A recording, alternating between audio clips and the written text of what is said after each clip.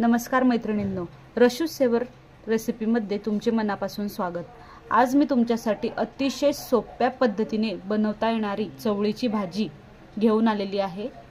चला तर मग सुरुवात करूया रेसिपीला। मी इथे एक वाटी चवळी सोलून घेतलेली आहे, तिला स्वच्छ धुवून घेतलेली आहे। त्यानंतर जेवढी चवळी आहे तेवढेच वाटी खोबरं खिसून घेतलेले आहे। त्यानंतर 2 चमचे तिखट, हे तिखट रसगुल्ला आणि चपाटा मिरच्यांचं मी तयार केलेलं आहे। त्यानंतर 1 चमचा धणे पावडर,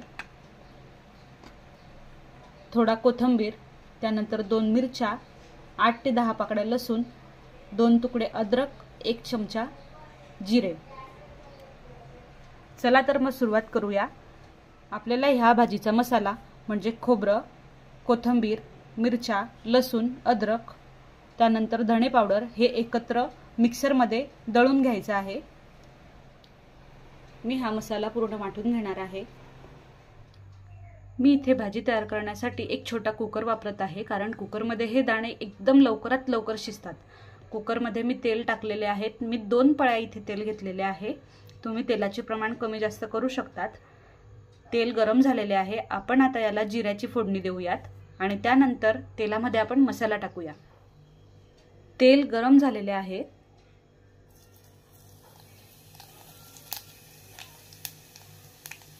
एक चमचा जिरं मी इथे घातलेला आहे। त्यानंतर यात खोबऱ्याचा मसाला टाकायचा आहे आणि तो व्यवस्थित तळून घ्यायचा आहे।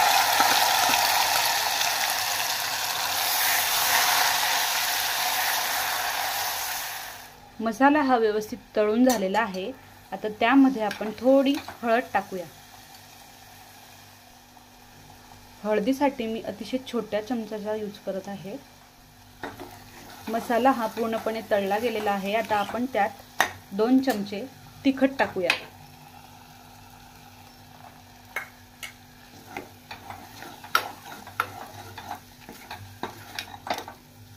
तिखट हे व्यवस्थितरित्या मिक्स करायचे आहे।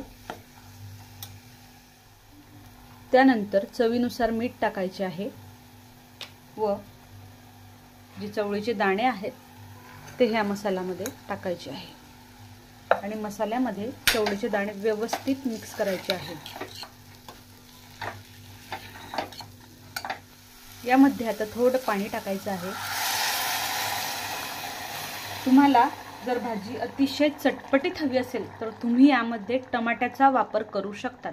टमाटर हे ऑप्शनल आहे। जर तुम्हाला आवडत असेल तर तुम्ही टोमॅटोही यामध्ये टाकू शकतात। आता आपली पूर्ण प्रोसेस झालेली आहे। आता आपल्याला कुकरचे झाकण लावायचे आहे। कुकरच्या फक्त 2च शिट्ट्या घ्यायच्या आहेत आणि गॅस बंद करायचा आहे। आपण आता गॅसची फ्लेम बंद करूयात। आता आपण कुकर उघडूया।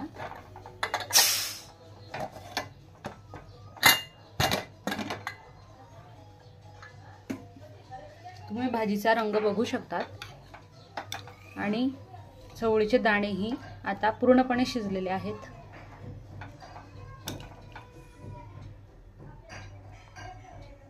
दाणे हे पूर्णपणे सॉफ्ट झालेले आहेत आणि भाजीचा रंग हा अतिशय लालसर आलेला आहे।